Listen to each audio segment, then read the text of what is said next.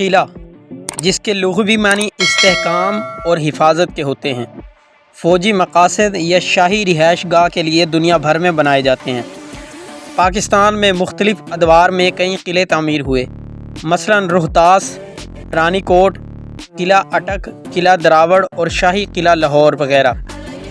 دریائے راوی کے جنوبی کنارے پر ایک محفوظ مقام کو اس قلعہ کے لیے منتخب کیا گیا۔ یہ دراصل ایک اونچا مصنوعی ٹیلہ تھا جو لاہور شہر کی سطح سے کافی بلند تھا۔ قلعہ لاہور، جسے مقامی طور پر شاہی قلعہ بھی کہا جاتا ہے، شہر کے شمال مغرب میں واقع ہے۔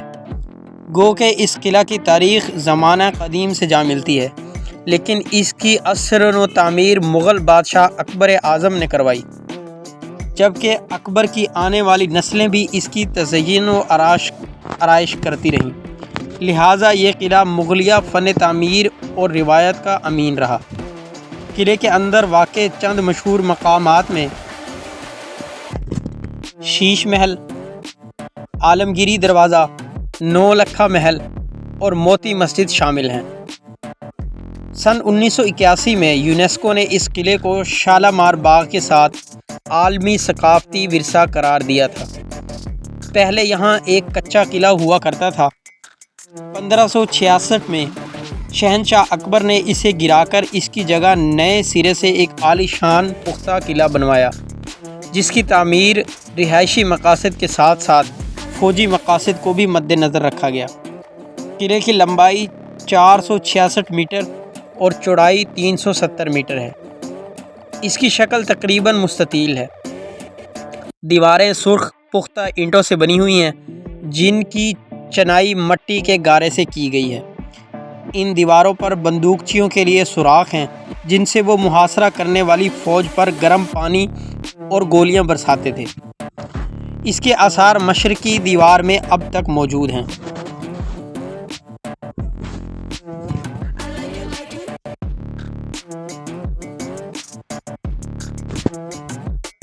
قلعے کے بیرونی حصہ پچی کاری کا نہایت ہی خوبصورت نمونہ سے مزین ہے، جس پر جا بجا انسانوں، گھوڑوں اور ہاتھیوں کی تصویریں بنی ہوئی ہیں۔ قلعے کے ارد گرد ایک اونچی فصیل ہے، جس کے 3 بڑے دروازے ہیں، ایک مشرق کی سمت، دوسرا جنوب کی سمت اور تیسرا شمال مغرب کی جانب ہے۔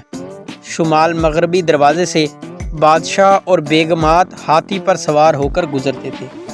اس دروازے پر شاہ جہاں کا نام بھی کنندہ ہے۔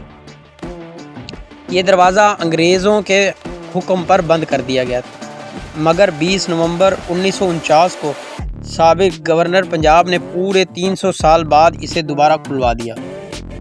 قلعے کے اندر ایک دیوان ہے، جس کی چھت ستونوں کے سہارے کھڑی ہے۔ اسے دیوان عام کہتے ہیں۔ اس میں ایک جھروکا بنا ہوا ہے، جہاں بیٹھ کر شاہ جہاں رعایا کو اپنا دیدار کراتا تھا۔ دیوان خاص بادشاہ کا شاہی دربار تھا، جہاں وہ اپنے وزیروں، مشیروں، شہزادوں اور مہاراجوں سے ملاقات کیا کرتا تھا اور سلطنت کے بارے میں صلح مشورہ کیا کرتا تھا۔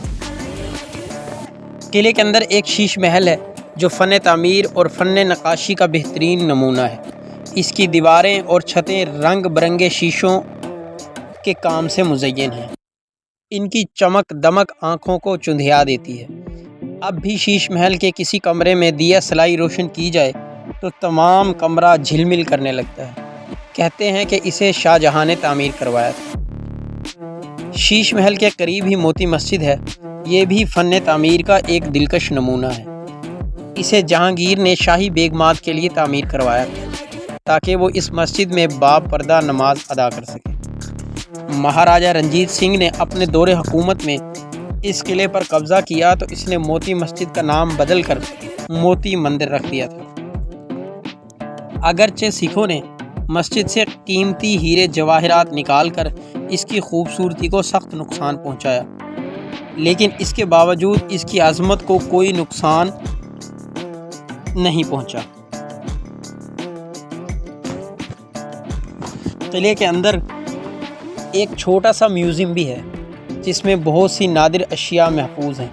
بہت سی الماریوں میں پرانے زمانے کے اوزار، اسلحہ، تصویریں اور لباس وغیرہ بڑے قرینے سے سجائے گئے ہیں۔ اتنی مدت گزر جانے کے باوجود بھی ان چیزوں کی سج دھج اور شان و شوکت میں کوئی فرق نہیں آیا۔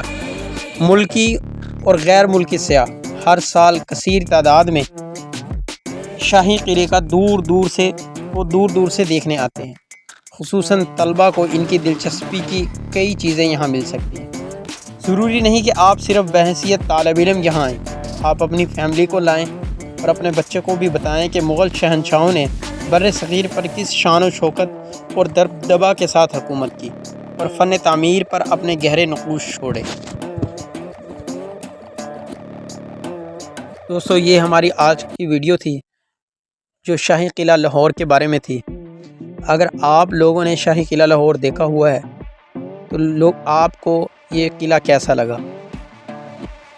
آپ اپنی رائے کا اظہار کمنٹ باکس میں کریں کہ آپ نے سب سے پہلے کب شاہی قلعے کو دیکھا اور سب سے پہلے وزٹ کرنے کے بعد آپ کے اس قلعے کے بارے میں کیا تاثرات تھے۔